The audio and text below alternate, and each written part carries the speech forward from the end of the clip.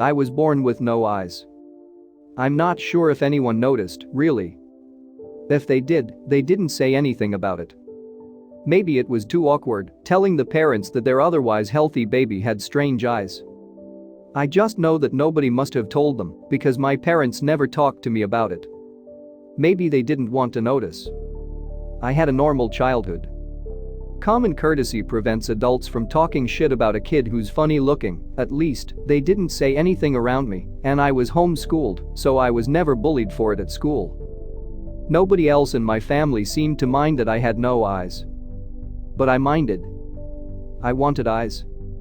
I guess that need manifested when my parents' marriage fell apart. They never fought, but there was a silence between them. The house was cold, and their wedding photos were taken down, and they stopped really watching me much. I had free reign, so I would sneak out at night and wander around the farms. I met my first friend then. His name was George and he was a three-legged calf. He lost his leg when he was born, Dad told me. We were kind of similar, me without eyes and him without a leg, and I used to tell him this while I was walking with him lumbering along in the way that three-legged calves do. I only saw him at night though, because the farmer would chase me away during the day. I hated that farmer. I hated his pretty little children with their pretty blue eyes and pretty pale skin. I knew they would have let me be with my friend if I had looked like them. I didn't want George to die cold and alone. I shouldn't have left him alone. But on the third week I knew him, I found him dead at our border fence, like he was trying to come to me and tell me goodbye. I loved him, and that was the first time I cried, the salt hurting where my eyes should have been. His eyes were still open, and I swatted away the flies. I know he would have wanted me to have them. I ripped them out with my fingers and brought them home in a lunchbox. Every night I would close my eyelids and place George's on top. I was only 10 and my face was too small for them, but I imagined myself with beautiful blue eyes like his. When Mum found out, she was furious, demanded I throw them out. Said they were stinking up the room.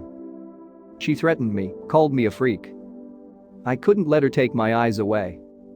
I swallowed them. She grounded me for 6 months, but that was okay. I felt like the eyes were a part of me, and that kept me content. I was 12 when my little brother came along. He was my second friend ever.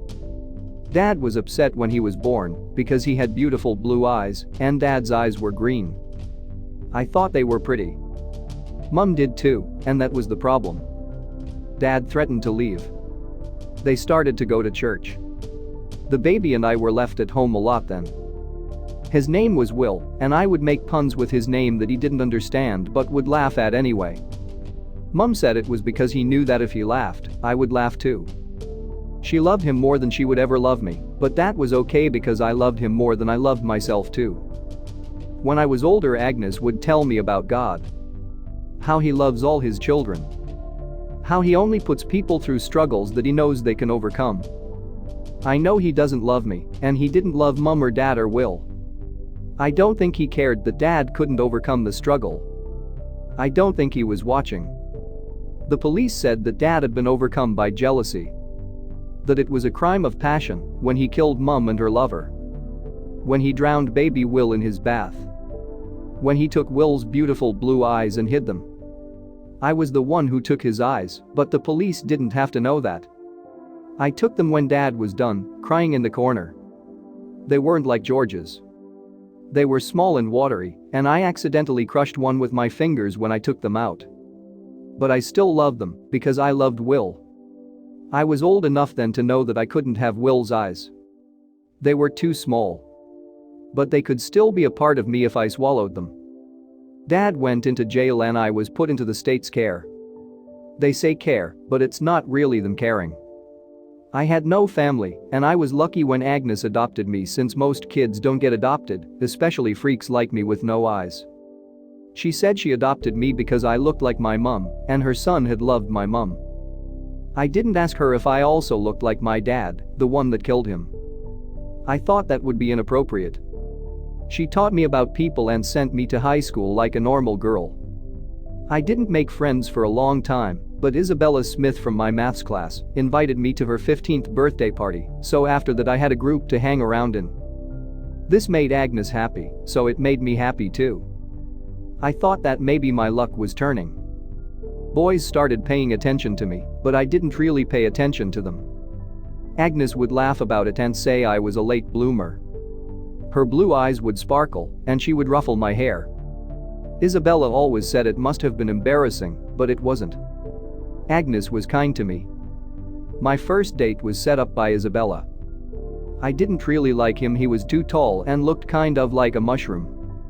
I wanted to go back home and do movie night with Agnes, but I knew this was something normal teenagers did. When he drove me home, he tried to kiss me, and I said no. It was movie night, and I wanted to do that instead.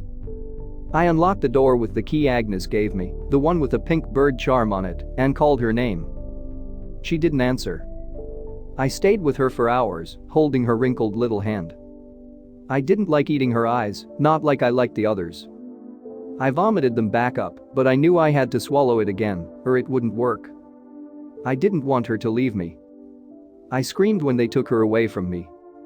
I screamed and I clawed at the officers, and I cried out for George, and for Will, and for Agnes. Their eyes watched from inside of me and they cried for me. When I went back into state care, I met Lee. He was 2 years older than me, and he always smelled like cigarettes, but he had blue eyes. He said that lots of people know eyes, like me. I don't know if I believed him, really. I didn't like it when he talked about God and hell and how everyone was going to hell, especially me for not having the eyes he wanted us to. I thought I might have loved him. 3 pairs of eyes watch me from my stomach. They creep into my hands and they flow through my veins, turning my blood blue. They watch my sin as I kneel beside him and swallow his eyes. I loved him.